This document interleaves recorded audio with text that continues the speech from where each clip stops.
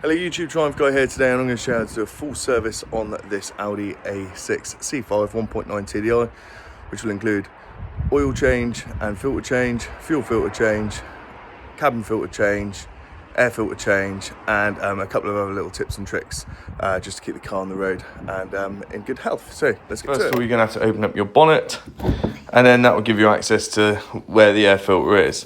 Now, you can remove more to gain more access, and I would suggest once you've removed the air filter, getting a hoover in there and just hoovering out all the stuff. We're just going to remove these caps just with that pick. Yeah, and then that will expose Phillips screws. So just screw them out with a electric screwdriver. To remove the air intake, push it towards the wheel arch and then up. And then all you're going to do is you're going to remove this. You're going to remove the clips. There's 4 of them, which are just located here. After you've done them clips, you're just going to remove this Torx bit here, okay? It's really easy. And then all this should give you a lot of access. You can go further with this to give you more access by removing the Jubilee kit and the mass airflow sensor. But in this case, I managed to get enough access this way, and as you can see, it was well overdue a change. You're just going to keep them next to each other to make sure that they are the same size, and then push it in that way. Before you do the clips up, just make sure it's aligned up correctly and there's no obstructions, and then push the clips in. Okay, remember there's 4 of them, and then you're just going to put that Torx bit back in to secure the wire. And once that's in, all we're going to do is replace the air intake itself, and it's a case of just putting in position, going at the front of the car first, and then going back to the intake side by the wheel arch. Like I said, do the bit at the front of the car first, and then line it up at the back, and then push it down. Cover back on. There should be a little clip you've got to line up first on the wheel arch side, and then these 2 Phillips screwdriver bits, and then put the covers over. Take off the little battery cover, and then you're just going to pull this seal off. Yeah, it just comes out nice and easy, put it to one side. Then you're going to pull this top tray out, pull it towards the front of the car, and then lift up. And then there should be this little black clip. Don't break it. Mine's already broken, but you just sort of pull it ever so slightly to mine. As you can see, the before and after there definitely need a change. Just slide it back in. Yeah, it's the same way it came out. And once that's in, all you're going to do is put the tray back on, and you just slot it between the 2 little gaps. You'll see it in person, nice and easy. And here's it from another view. Just push it in, and then once you've done that, all you're going to do is replace the seal and just make sure that it's all seated correctly, like so.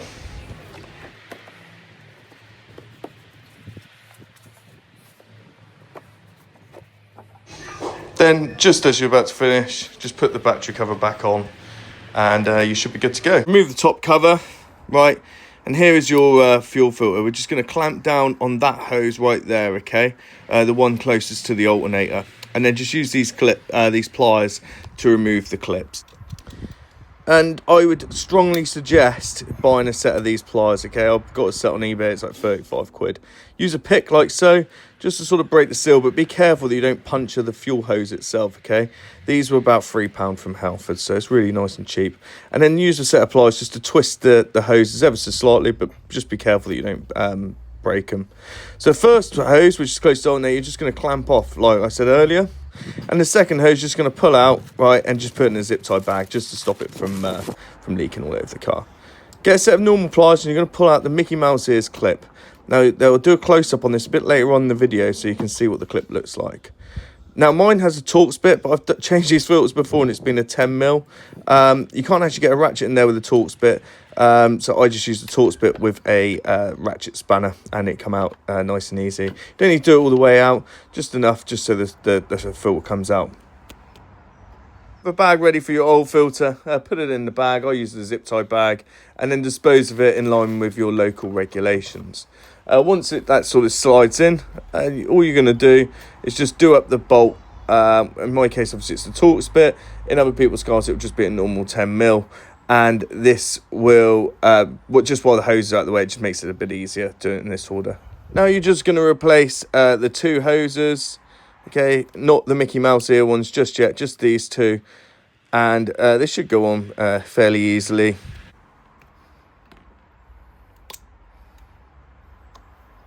Do see a lot of people and they do not prime their fuel filter correctly.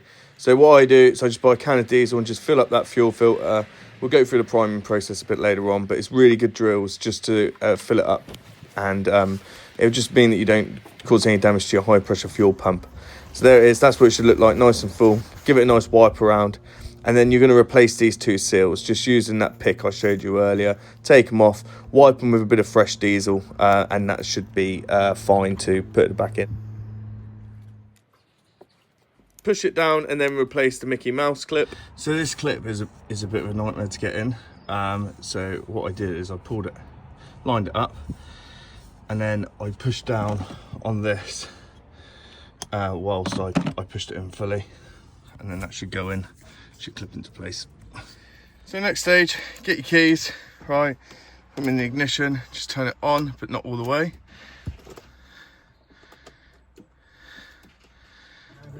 You should be able to hear the fuel pump going. So do that about 5 times. And this will just protect the high pressure fuel pump. And then we'll just do one more for good measure. Right, wish me luck. And there we go, perfect. So obviously with the engine running, as you can see, I'm just gonna check this for leaks for about 10 minutes. Yeah, make sure no leaks, and then first step's completely optional if you're going to use engine flush. I've got a separate video on how to use this Wayne's engine flush. However, you can just let the car run for 20 minutes and try and get that slush down to the bottom. Just leave it idle for 20 minutes, but I'll leave a link in the description of how to use Wayne's engine flush if you do use this. I'm going to turn it off now, so that give it some time to just cool down for a couple of minutes. And whilst it's cooling down, we're just going to undo these bolts to get access. Next, we're just going to undo the filler cap and just pull the dipstick out slightly.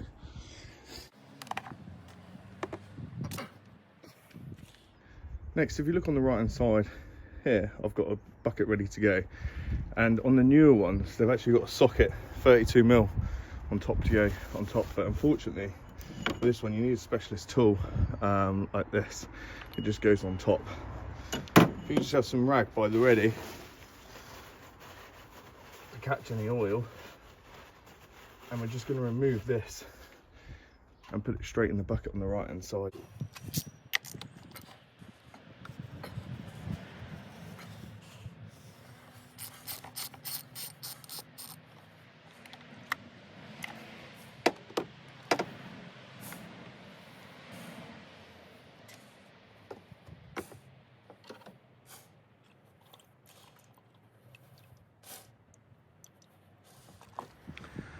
Now you can remove the oil here with a liquid sucker and just take it out. But all I'm doing with this, I'm just cleaning this cap out because we are going to be replacing this seal here. Always measure your new filter up with your old one. Don't touch them, just get them close to each other. And then in the bottom of the box you should have a number of filters we need to replace. Use a small screwdriver. We're going to replace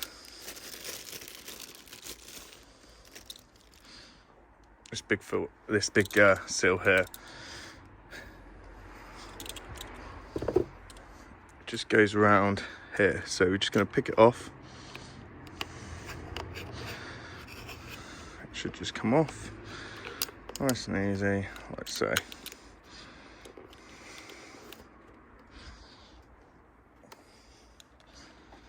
New one.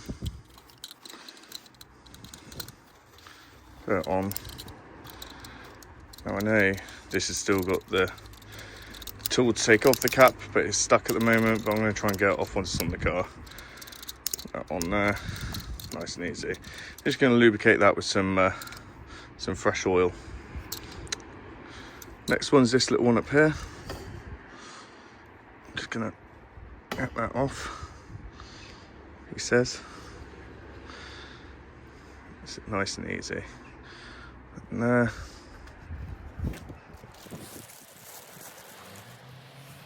Then you can clean up all these parts with all-purpose cleaner spray. There we go. And again, lubricate that up with some fresh oil. Just going to put the new filter on. Like so, I'm just going to put it back in the hole. And then tighten it up. It's 25 newton meters. Should be nice and easy.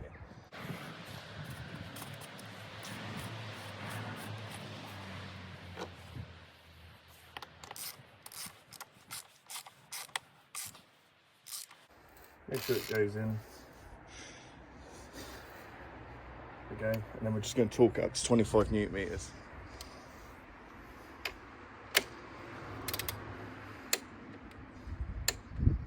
Can you hear that? Click. And it did work, which was good because that was really concerning me that it was stuck on there. Perfect. So here's the front of the car, as you can see. And I've got my cover down at the bottom. Okay, this is an old table mat with my drain pan. And if you look there, just zoom in for you, if I can. There you go, that bolt right there is the drain plug, okay? It's done up to 30 newton meters of torque, so it shouldn't be too hard to get off.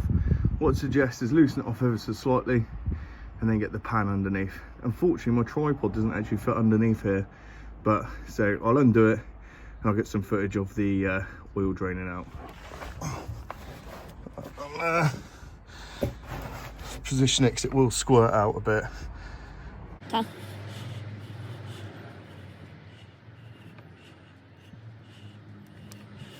Okay, so it's all ready to go. Hopefully it don't mess. Oh, standard. Of course it messes a little bit. Yeah, we'll just get this out because we might have to replace the washer on it. So just let this drain out. You can actually move this back now slightly to make sure it definitely catches it. And just let it dribble out for about 10 minutes. So this is obviously got a washer which is retained on the plug. So all you're going to do is leave that on, check the condition of it. If it's squished or slightly disformed, then you're going to have to change the plug out. But just give it clean and give it a spray off with some all-purpose cleaner.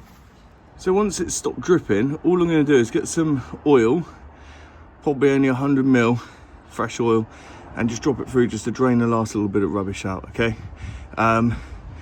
Just make sure that you've got enough oil to do this. It's sort of an optional step, something I like to do. There you go, you see it's started going again. Like I say, it's an optional step, something I like to do. And then once that stops, we're just going to put the drain plug back on. Right now, what you're going to do, once it's dripping, put this in, tighten it up by hand, get the ratchet on a little bit, and then use your torque wrench. It's 30 newton meters of torque, okay?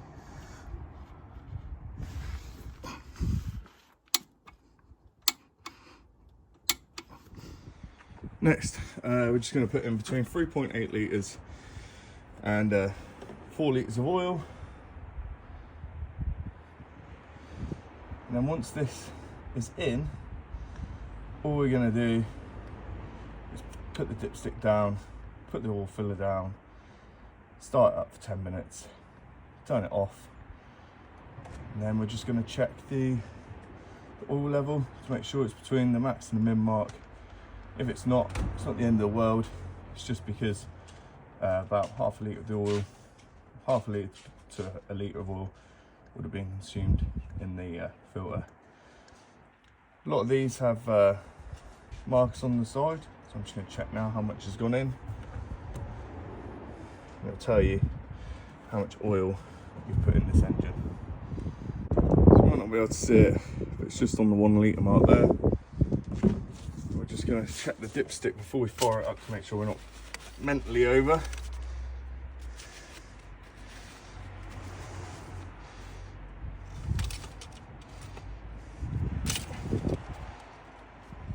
If you can see that ever so slightly over, that's fine.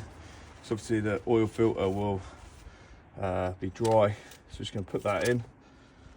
Just going to put this on.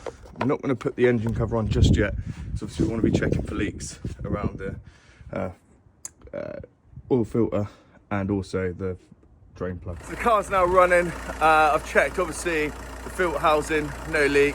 Check the drain plug, again no leak. So I'm going to turn it off now and check the dipstick, make sure it's between the max and the min. So that concludes most of the video, but now what we're going to go over is a couple of the checks a decent garage would do on a major service. So first things first, we're going to be checking the condition of the serpentine belt. So yeah, you're going to be checking this belt here, yeah, for any cracks, any wear, and that belt down there. Also check the condition of this belt. Yeah, the cam belt on this particular car is quite accessible. You just take the cover off, there's 2 clips, and just have a look. Another decent garage will be sort of greasing up and cleaning any of your hinges. What's on the ramp, they'll be checking obviously certain suspension components, not always, but good garage will, and you know, your tyres and bits and bobs like that, so they can warn you off if you go for a decent garage what you may expect on an MOT. That's not obviously 100%. Another thing they're going to do is dip your antifreeze and check the level, but also check to make sure that it's still within spec, and they'll also check your brake fluid and clutch fluid. So to reset the service light on your Audi A6 C5, all you're going to do is press this button, turn the ignition on. Once that service light goes out, you're just going to release that, press this in, and then that should reset it. Make sure you do this after your oil change. So if there's anyone on a decent garage, then please drop in the comments if there's any other further checks you'd do on a major service. Another thing I've forgotten to mention, sometimes they'll let you go through your servicing records to make sure you're not due anything major like a timing belt. But that is up to the owner's due diligence to check that, really, to make sure that you're within the maintenance intervals. But yeah, I'll see you on the next one. Thanks very much for watching. Please like and subscribe, and anything you want to add of value, please put in the comments, and I'll get back to you.